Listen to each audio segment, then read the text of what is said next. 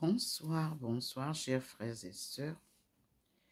Je vais donc vous lire la deuxième lecture que le Seigneur m'a donnée. Et c'est la sourate 35. Voyez comment il scintille pour vous prouver qu'il est présent. Donc, il m'a dit, lis. Et j'ai ouvert le Coran. Et c'est la sourate Fatir, le Créateur. Sourate 35.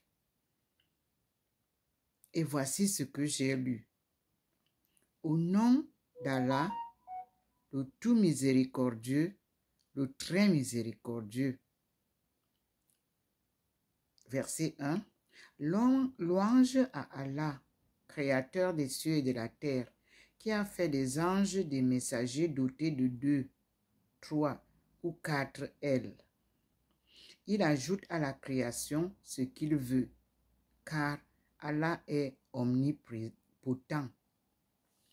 Car Allah est omnipotent. Verset 2. Ce qu'Allah accorde en miséricorde aux gens, il n'est personne à pouvoir le retenir. Et ce qu'il retient, il n'est personne à le relâcher après lui. Et c'est lui le puissant, le sage. Merci Seigneur pour ta présence. Verset 3. Ô homme, rappelez-vous le bienfait d'Allah sur vous. Existe-t-il en dehors d'Allah un créateur qui du ciel et de la terre vous attribue votre subsistance?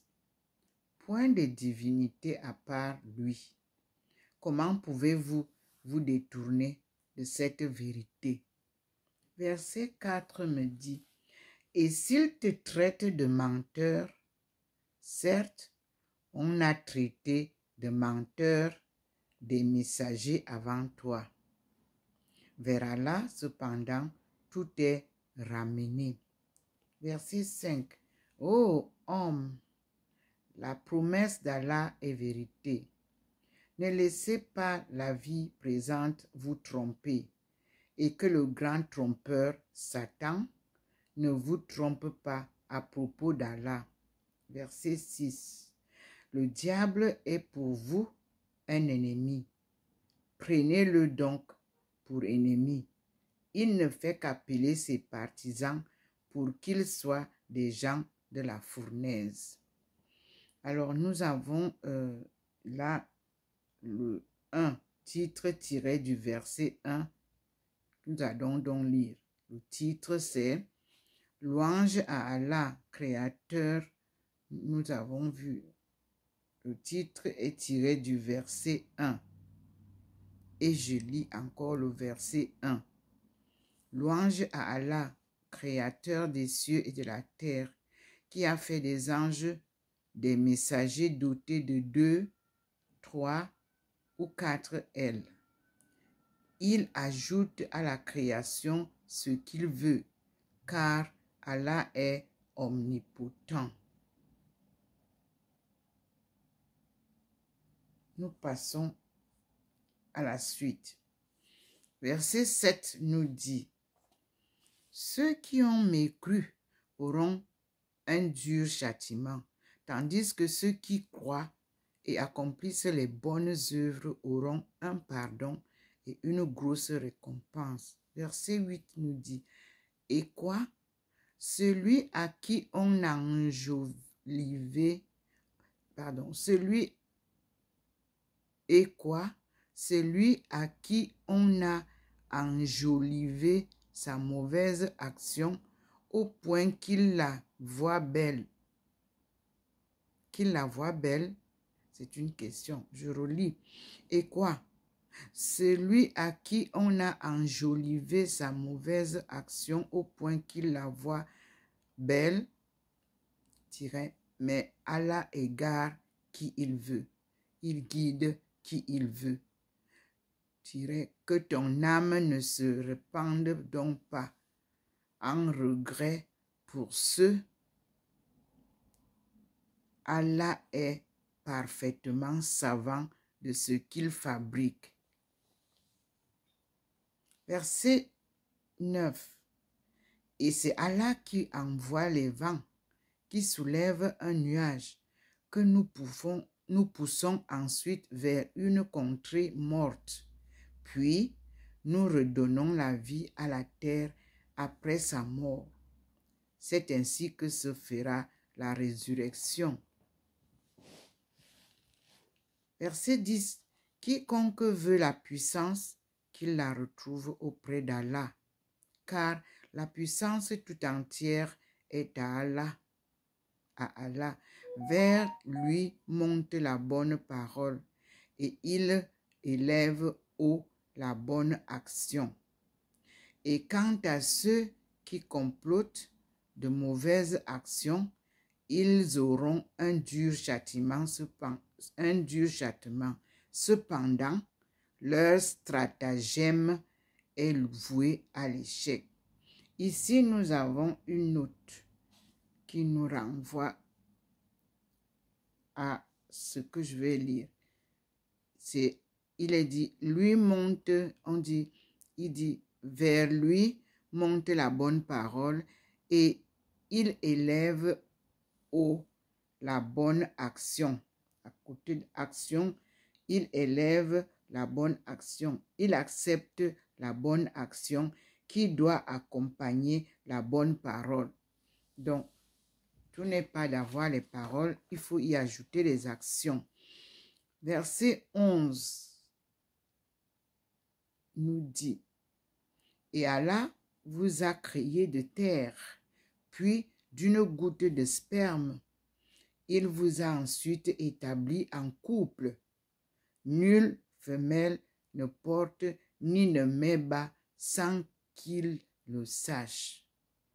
Et aucune existence n'est prolongée ou abrégée sans que cela soit consigné dans le livre. Cela est vraiment facile pour Allah. » Et ici, livre, on nous dit la tablette conservée. Donc, le livre, ce n'est pas les livres que nous avons, c'est la tablette conservée que Dieu a conservée. Pardon. Et je continue. Verset 11. Et Allah vous a créé de terre, puis d'une goutte de sperme. Il vous a ensuite établi en couple. Nulle femelle ne porte ni ne met bas sans qu'il le sache. Et aucune existence n'est prolongée ou abrégée sans que cela soit consigné dans le livre. Cela est vraiment facile pour Allah. Merci Seigneur. Verset 12 nous dit, les deux mers ne sont pas identiques. L'eau de celle-ci est potable, douce et agréable à boire, et celle-là est salée, amère. Cependant, de chacune vous mangez une chair fraîche, et vous extrayez un ornement que vous portez. Et tu vois le vaisseau fendre l'eau avec bruit, pour que vous cherchiez certains des produits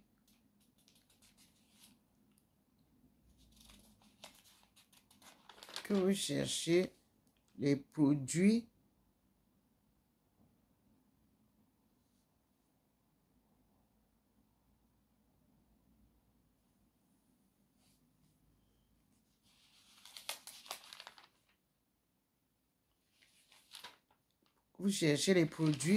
de sa grâce.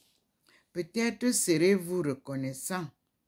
Il nous renvoie à une explication des notes.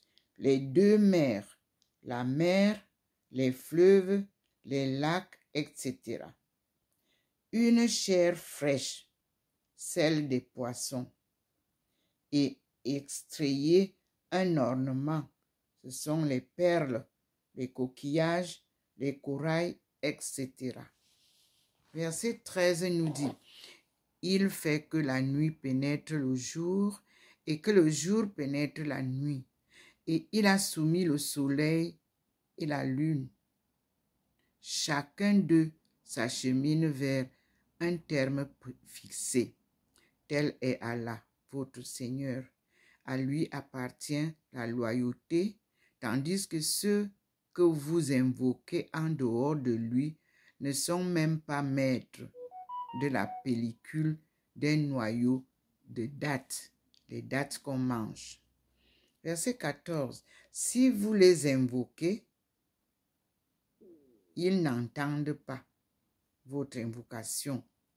Et même s'ils entendent, ils ne sauraient vous répondre. Et le jour du jugement, ils vont nier votre association.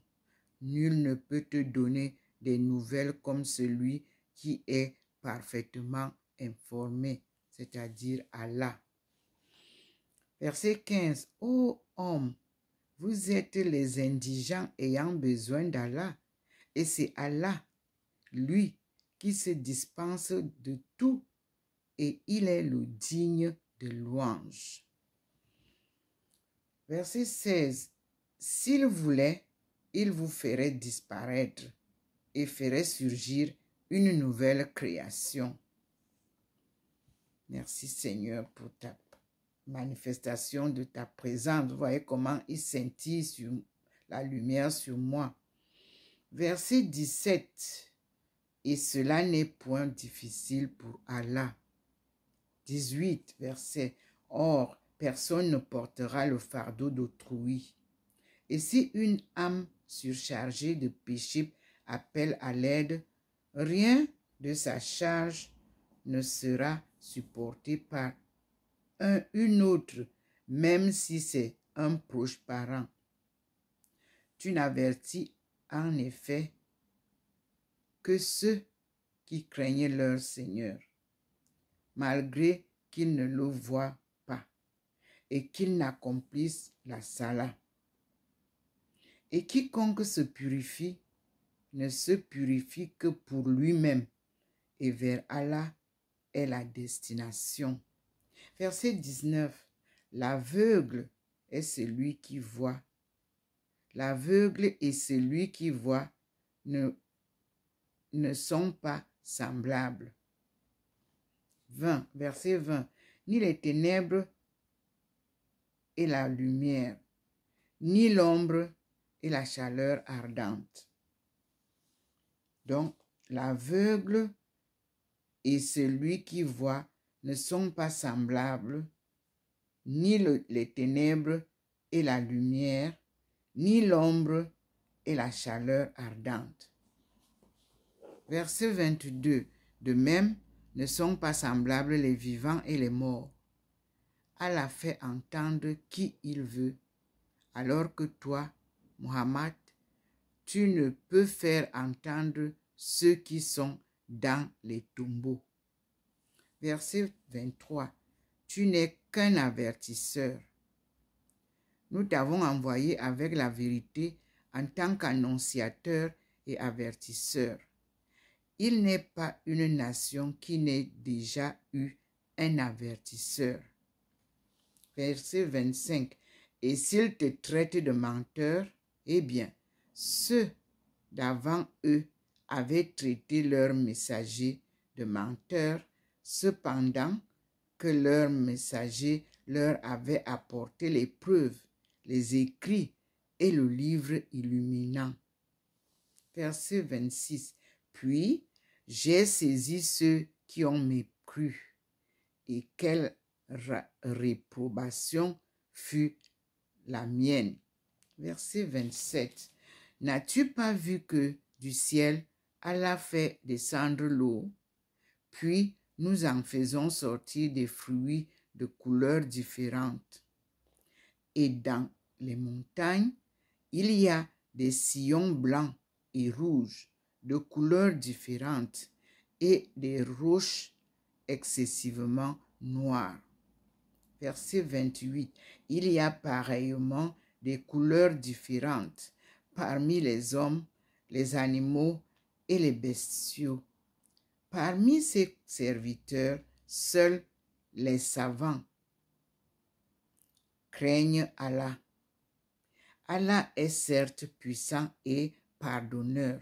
Donc là, on dit, seuls les savants, la note nous renvoie et nous explique. Les savants, 2 points. Il faut entendre par la science, aussi bien la science, entre guillemets, révélée, que la science acquise. Cela prouve que les savants croyants sont plus aptes à craindre Allah et cela rend un vibrant hommage aux hommes de science. Verset 29. Ceux qui récitent le livre d'Allah accomplissent la salate et dépensent en secret et en public de ce que nous leur avons attribué, espèrent ainsi faire un commerce qui ne périra jamais. Verset 30. Afin qu'Allah, entre crochets, les récompense pleinement et leur ajoute de sa grâce. Il est pardonneur et reconnaissant. Verset 31 nous dit, « Et ce que nous t'avons révélé du livre est la vérité, confirmant ce qui l'a précédé. » Il y a la note, ce qui l'a précédé. 2 points. Les livres antérieurs au Coran. Certes, Allah est parfaitement connaisseur et clairvoyant sur ses serviteurs. Verset 32. Ensuite, nous fîmes héritiers du livre ceux de nos serviteurs que nous avons choisis. Il en est parmi eux qui font du tort à eux-mêmes, d'autres qui se tiennent sur une voie moyenne et d'autres avec la permission d'Allah dévancent entre crochets tous les autres par leurs bonnes actions. Telle est la grâce infinie. Et nous avons le verset 33 qui nous dit, « Les jardins d'Éden où ils entreront, parés de bracelets en or, ainsi que de perles. Et là, leurs vêtements sont de soie, la soie. » Verset 34. Et ils diront, 2 points, entre guillemets, je cite, « Louange à Allah qui a écarté de nous l'affliction. Notre Seigneur est certes pardonneur et reconnaissant. C'est lui qui nous a installés par sa grâce dans la demeure de la stabilité où nulle fatigue, nulle lassitude ne nous touche. Fermez les guillemets. Et là, c'était du verset 33 au verset 35. Nous continuons avec le verset 36. Et ceux qui ont mécru auront le feu de l'enfer. 2 points. On ne les achève pas pour qu'ils meurent. On ne leur allège rien de ces tourments. C'est ainsi que nous récompensons tout négateur obstiné. Verset 37 nous dit, « Et là, ils hurleront. » 2 points, ouvrez les guillemets. « Seigneur, fais-nous sortir, nous ferons le bien, contrairement à ce que nous faisions. » Fermez les guillemets, point. Ouvrez encore les guillemets. « Ne vous avons-nous pas donné une vie assez longue pour que celui qui réfléchisse? L'avertisseur, cependant, vous était venu. Eh bien, goûtez, entre parenthèses, votre punition. Point. Car pour les injustes, il n'y a pas de secoureur. Fermez les guillemets, point à la ligne. Nous passons au verset 38 qui nous dit « Allah connaît l'inconnaissable dans les cieux et la terre. Il connaît le contenu des poitrines. » Point. Verset 39. C'est lui qui a fait de vous des successeurs sur terre. Quiconque mécroit, sa mécréance retombera sur lui. Leur mécréance n'ajoute aux mécréants qu'opprobre auprès de leur Seigneur. Je reprends. C'est lui qui a fait de vous des successeurs sur terre. Quiconque mécroit, sa mécréance retombera sur lui. Leur mécréance n'ajoute aux mécréants qu'opprobre auprès de leur Seigneur. Leur mécréance n'ajoute que perte aux mécréants. Point à la ligne. Verset 40 nous dit, c'est le Seigneur qui dit, ouvrez les guillemets, voyez vos associés que vous invoquez en dehors d'Allah. Montrez-moi ce qu'ils ont créé de la terre. Ont-ils été associés à la création des cieux? Ou leur avons-nous apporté un livre qui contienne des preuves entre crochets pour ce qu'ils font?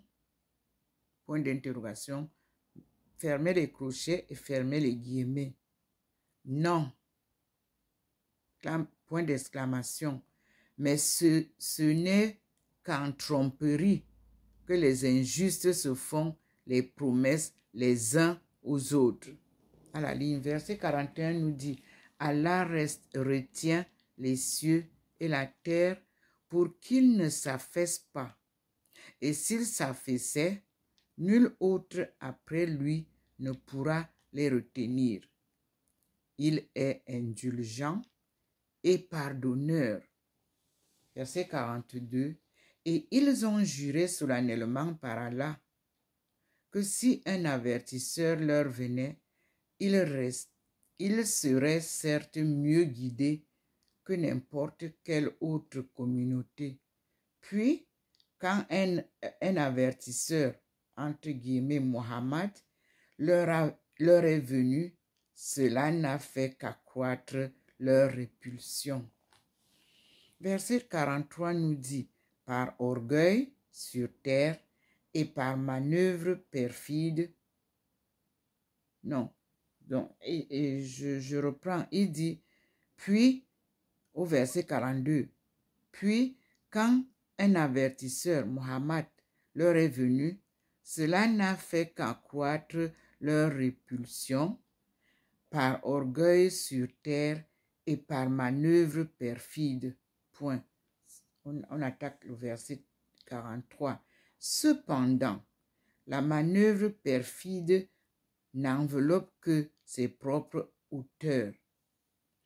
Attendent-ils donc un autre sort que celui des anciens? Or, jamais tu ne trouveras de changement dans la règle d'Allah et jamais tu ne trouveras de déviation dans la règle d'Allah. Verset 44. N'ont-ils donc jamais parcouru la terre pour voir ce qui est advenu de ceux qui vécurent avant eux et qui étaient plus puissants que eux?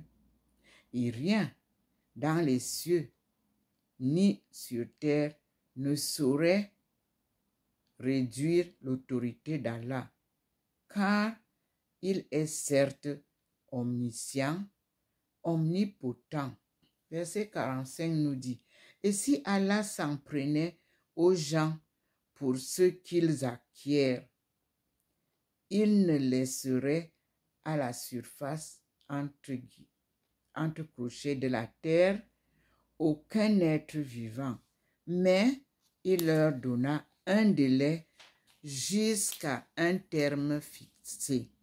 Puis, quand leur terme viendra, entre parenthèses, il se saisira d'eux, car Allah est très clairvoyant sur ses serviteurs. Fin de la sourate 35 que le Seigneur m'a donné à vous lire. Et je dis merci au Seigneur pour les enseignements qu'il me donne pour partager avec vous. Ceci m'a été donné ce matin, mais j'ai eu beaucoup d'autres éléments qu'il m'a laissé vous parler. Donc, à bientôt mes frères.